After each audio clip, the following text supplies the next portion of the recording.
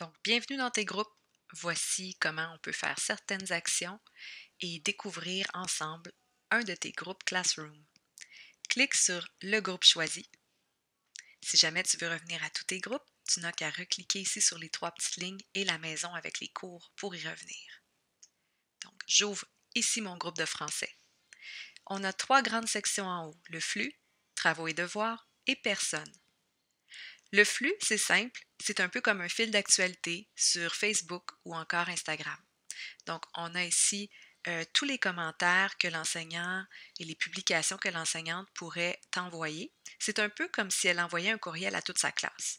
Elle peut joindre des fichiers, elle peut vous transmettre des informations importantes, mais ce n'est pas un endroit où on écrit personnellement à une personne. D'ailleurs, si jamais tu cliques ici pour écrire quelque chose, c'est toute ta classe qui pourra le lire et ton enseignante également. Elle peut décider aussi que tu ne peux pas écrire à cet endroit. Personnellement, je ne te conseille pas d'écrire là, à moins d'avoir vraiment une question très importante à partager avec tous tes collègues de travail. Ici, à gauche, il y a une section à venir. Elle est importante parce qu'elle montre s'il y a des devoirs ou des travaux à remettre avec la date de remise aussi. Donc ici, je vois que j'ai quelque chose qui s'appelle l'extrait de texte ci-joint et je ne peux pas tout lire. Il faudrait que j'aille faire tout afficher.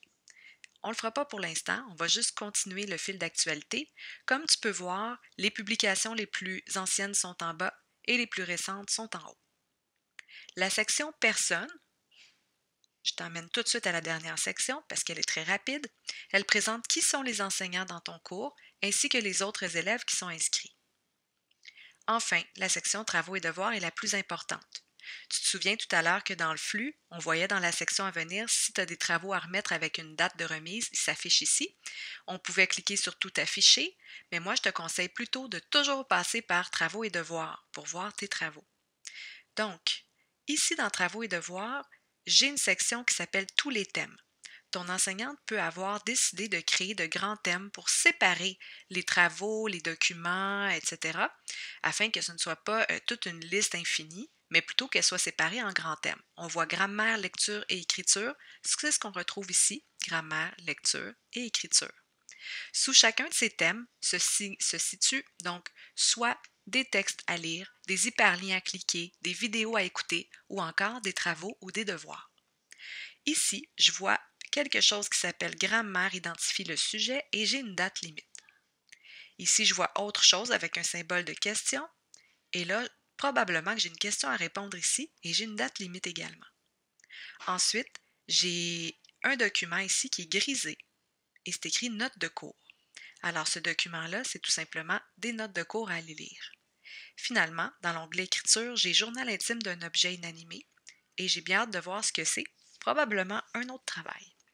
Tu remarqueras qu'il y a des symboles qui sont en gris et d'autres qui sont plus foncés. Ici, sont en bleu. Ceux qui sont foncés en bleu, ça veut dire que tu ne les as pas encore faits, donc c'est pas terminé. Tout ce qui est en gris, ça veut dire que ça a déjà été remis si c'est un travail à remettre ou lu si c'est quelque chose à lire. Je t'invite maintenant à regarder la dernière vidéo pour voir comment faire pour remplir les différents travaux et devoirs de ton enseignante.